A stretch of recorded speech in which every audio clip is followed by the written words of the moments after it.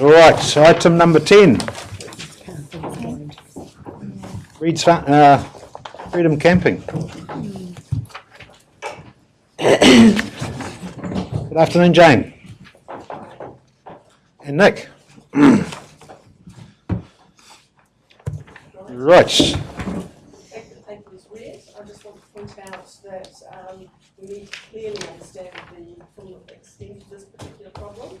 We have growing concerns with Reed's Farm, which have been raised by both our officers and the police, and there's a range of options moving forward on that. And also we have various tools associated with the wider freedom camping issue, which, if we take an integrated approach, might fully mitigate many of the unforeseen potential issues that flow on from that.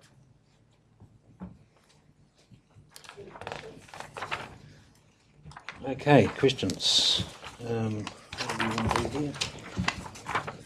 So,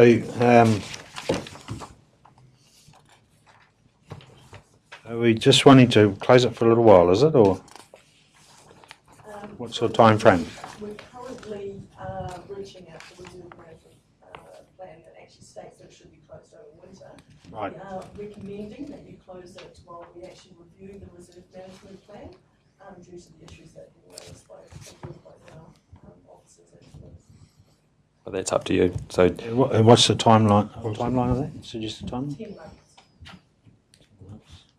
Now, there are 3 periods of consultation that have to be undertaken when we're reviewing a reserve management plan that's stated in the Reserve Act. So that means it'll be closed over the summer period. Yes. To be clear, that's an option for you to consider. But it's clearly you've heard through the workshop which we held in April that the police have some significant concerns about behaviour in that area, and Jane's highlighted those in the paper in terms of the statistics for quite a short time frame over the summer.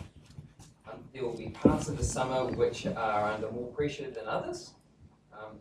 However, closing it for parts of the summer and leaving it open for others can also be quite a challenge from a communications perspective as well. We've put the issue on the table. It's one option for you. An alternative is you simply leave it as status quo, or we look at perhaps some management options. But I know a number of management options have been tried in the past, and they haven't always been particularly successful. It's a real challenge, in some respects you're between a rock and a hard place, but we thought this was the appropriate time to have that debate. Councillor Williamson. Yeah, thank you, Jane. Nick. Obviously, it's obviously a big problem, right through the country, and Taupo is no exception, especially being the central, gateway, like I said before, the gateway to the north and south. So it's only going to be a bigger problem in the future. My question is obviously, just my thoughts is obviously if there's a proposal to carry out another reserve management plan taking another 10 months and involving a sort of working party, to get a better understanding of the various stakeholders and where they are sitting, etc., and with councillors who they may be. Wouldn't it be?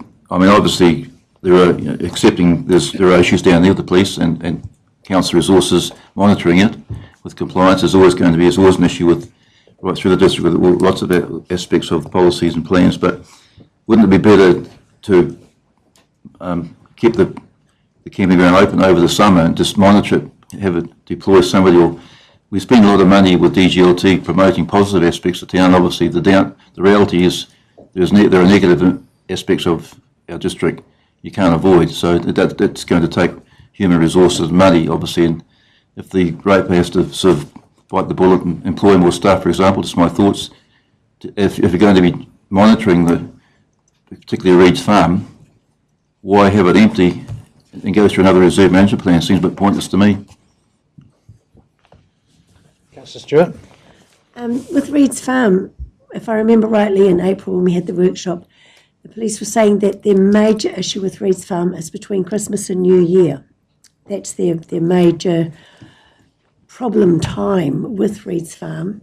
They have actually sent through some a list of the things that are on the Campermate website, which is quite disturbing. And it doesn't just No, I don't think it's just, but that is the highest point of. That's what I gather from what they were telling us. The period that we've sent through with the events that are being held, that was from the 1st of December through to the 14th of January. Right. Yeah, I am pretty much in mind of where Councillor Williamson is coming from. That I can understand closing it over winter because it's not a terribly exciting place to stay in the middle of winter. It's freezing. But I personally think if you're going to review the management plan of it, then that can be done while it's open. So through you, Mr. Chairman, maybe a suggestion, if you look at page 10, or the first page on the item, you'll see there in the third paragraph from the bottom, fourth paragraph from the bottom, it talks about the current management plan, which has provision for the place to be closed from the 1st of May through to the 30th of September. That's essentially to allow the rehabilitation of the site. And I think if you go down there today, you will see that it's in dire need of some fix-up. We used to do that, and we did that up until 2011 with the Rugby World Cup, so it hasn't been closed since then. So a suggestion, if I'm picking up the vibe of the room properly, is that we could close it just for that period to be able to do that maintenance, reopen it again on the 1st of October, and then look at some additional monitoring and enforcement through that 2-week Christmas period, which is the period that the police had the most concerns with, if you remember Tony Jurison's discussion in here. At the same time, depending on where you get to with the rest of the item, we'd be doing the reserve management plan, and that could get us anywhere. You know, all options are on the table in terms of that reserve management plan, of course, but it buys you that time to be able to do that work. So is that what I'm hearing?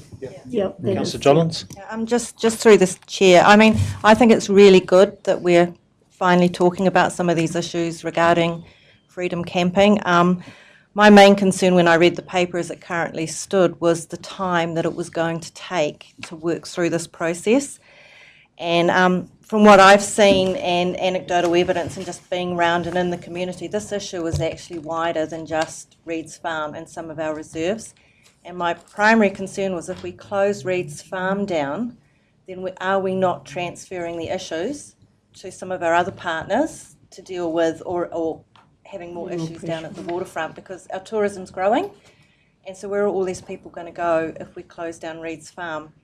And I'm also just really concerned too about how long we're proposing to do this. So I would really urge us and urge our staff and raise the challenge to find a way that we can work through this sooner rather than later. I think in some ways we're a bit behind the 8 ball on it, and I just really would like us to feel this is a real priority to get sorted for our tourism industry, for our community's experiences, because we need the community's support for tourism, and you know, we just don't want to be moving problems around. And I guess too, if we are going to close Reed Farm over winter, as if there are people down there that we're using it for home, we just need to work with some of our agencies to make sure these people are taken care of as well. Yeah, thank you. Through your wish, I went down yesterday. There were two tents down there, but there were more recreational users, like people using the river with canoes and kayaks, so they would be shame to access point for them as well. You wouldn't be stopping them using that? No. Okay, I think the general, as Mr Green has alluded to here, general consensus is that close it just for some maintenance and bits and pieces until what date? 30th of September is what's in the current management plan. Get in there and have a good jolly old tidy up, and do the review of the plan as well in conjunction with that. Aim to have it open 1st of whenever. 1st of September. Once we've done that maintenance, perhaps. No, 1st of October. Leave that date a bit flexible. Actually, just the third, but was that in conjunction with the bylaw, or was this? With the management plan? Yep. Yeah. So we do depending on council's resolutions, you'd be doing the bylaw anyway, and you'd be doing the management plan, and bear in mind Councillor John's comments about doing that as soon as possible. I guess Nick would be interesting to have a chat through with the councillors in terms of that time frame and what that is. But then we only close Reed's Farm for that maintenance period to be, and if nothing else, it puts us consistent with the current management plan, which should require that closure anyway. And we've always done it traditionally, so it's not new. It's what we've always done. And maybe I could make the suggestion that we get that working group together sooner rather than later, and we're very careful of who it is that we get round the table to have those conversations. I think it's those people that are around that table are really, really important, that we get the right people. And maybe what we initially first do is look at what some of the key risks are going to be with what we're progressing to do, so that we can maybe work out some strategies collectively to tackle some of those issues that may arise through this process. Just adding to that is that, to me at least, there's an added issue, which is the river. We talk about Reed's Farm, but there's an, if you like, a flow-on effect, which is the river, and that contaminants that go in there, and the lack of cleaning up of the river, a bed, or the side of it, and all that kind of thing. And all that, I believe, needs to be part and parcel of the review, not just the Reed's Farm per se. Yes, completely agree. The Reed's Farm Reserve Management Plan is a very outdated policy document that you have. It needs a full overhaul, and as part of that, I would expect it to be fully engaged with the public, who I know have some aspirations to that area and certainly concerns about the quality of the river in this case. So it's having those conversations with all the stakeholders that tends to take the time in policy development process. And we originally looked at trying to cram all of this in to a very short space of time this side of the election, so the end of September. What that was going to mean was that we weren't going to have the time and space to have those sorts of conversations. And as officers, we were going to be concerned that that would potentially impact on the quality of the policy making you do, because you'd be doing it with insufficient information and not necessarily understanding the views of those players who are involved in this. And that's why we proposed that time frame, which, to be honest, is still fairly ambitious. But we think if we throw some real time and energy and resources at this, we can still make that 10-month time frame. And further that, I think if we have some key goals over that 10-month period that we can work to that are incrementally going to get us there, let's not bring everything together in 10 months' time. I mean, there are some quick wins we can possibly get on board as we work through this process. Would be great. Just on the working party, which I quite like the idea, just to clarify, with the elections looming, how do you overcome the continuity should one or two of the elected councillors no longer be in council? Well, that was one of the reasons why we proposed councillors be part of the working party. So hopefully there might be some continuity, because we don't want to have to start again from scratch after the election. So I think I should be sitting in my chair. So I can answer the question. So you put a couple of councillors on this working group. Post the election, if those councillors get sacked, like any of your committees or groups that you've got, the new council can either decide to carry those councillors over for continuity or put new councillors in, or a mix of those two things. And we've done that time and time again after every triennium. So it's one of those things that we're conscious of, but we deal with it after post-election. I think it's more important to get on with it and do it and get this bus moving rather than wait. So we'll just see what it brings later. All right. Well, Mr. Chairman, could I then have further clarification? The way the resolutions are worded, we're going to set up a working party. Is that to do the bylaw or to find out what's going on? Because I'm wondering why the photographs that we received from Rob Henderson yesterday, I believe have been in the council's hands for a couple of months, why we weren't circulated, because that certainly shows the problems that we've got around the lake. So I think if I can answer that, you've had those photos, or those photos are there, and that would be the type of information that that working group would be looking at in terms of sorting out what the solution is. You in your workshops have already identified that there is a problem and that you need to deal with it, and you've identified that a freedom camping bylaw is the best way of doing that. What those specific provisions are, we don't know, and that's where the working group will use things like Mr. Henderson's information, like the knowledge that the other groups and individuals have, and pull that together to then come back to you as a full council with a recommendation saying, here's what we think you should do. Well, then, Mr. Chairman, clarify the recommended resolutions in Resolution 3, which directs office to investigate a potential bylaw. should those words not be taken out? Because if they need help doing a bylaw, the Waikato District Council have just started one. Here's their camping bylaw, which I would give to you to help you in your endeavours, because it's already been done. You have a copy. It's already been done. There's also information from the Queenstown District Council. Will you be aware of those? So I guess the issue through Mr Chairman is that bylaws are quite a specific process which is set up under the Local Government Act, and you need to go through a process which includes setting the legal need for a bylaw. So whilst we acknowledge in a workshop situation, you acknowledge that there's a need for a bylaw, to meet the legal tests you need to go through and first establish that you need a bylaw and that a bylaw is the most effective way of doing it. Now, I think we all know what all of our views are on that because we've talked about it in the workshop, but in terms of the resolution, this is saying go and do that work. It's also saying go and do that work along with those other parties who have an interest in this to bring something back. So what you're saying is right, and those other model bylaws that other councils have used will come into the pot and be used as part of what they then come up with. And Mr Chairman, through you, can I ask, doesn't the 2011 Freedom Camping Act actually state the need for a bylaw? No, the Freedom Camping Act creates the opportunity for a bylaw if it's deemed to be necessary. And, I guess just building on your previous comment, the message that I would really like to emphasise is that a Freedom Camping Act bylaw is one tool. It's only one tool. And we're dealing with a very complex issue which affects not only our land, but land owned by the Department of Conservation and currently the DIA and potentially other parties who own land in the area. They're all governed by different pieces of legislation. They have different values and outcomes that they're looking for. And it's very important that we look at the whole suite of tools as a way of managing this issue, not simply pick out one particular tool like the bylaw and expect that that's going to solve all the problems.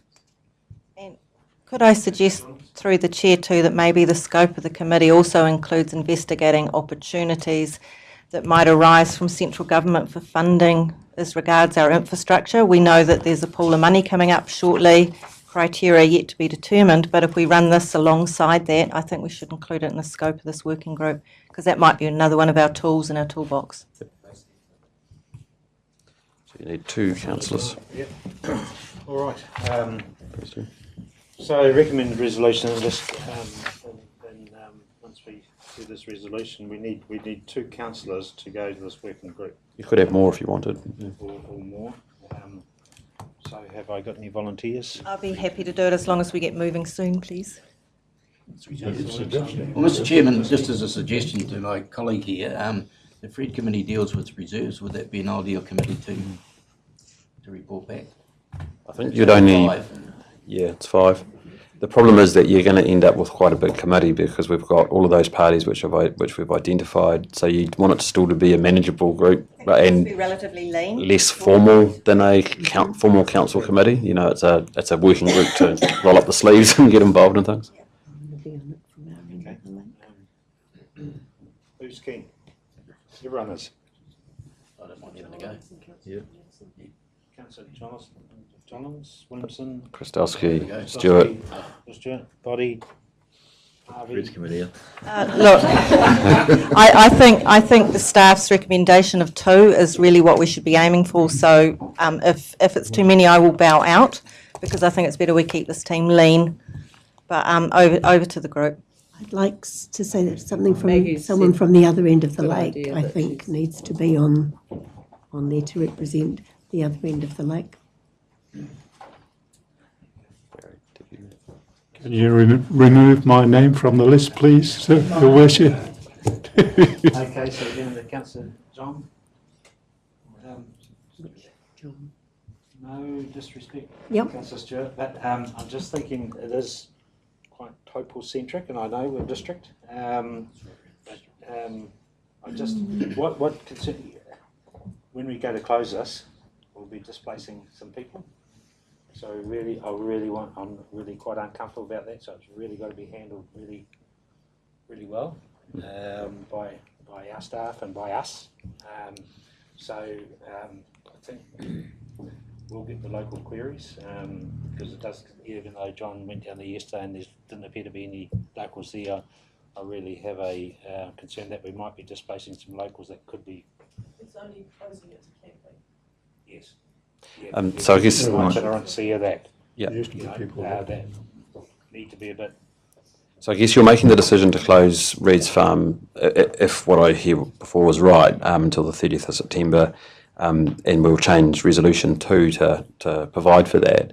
So that will happen anyway. This group, it wouldn't be talking about that, it would be talking about the reserve management plan for Reed's Farm, so what the future of Reed's Farm is in the longer term.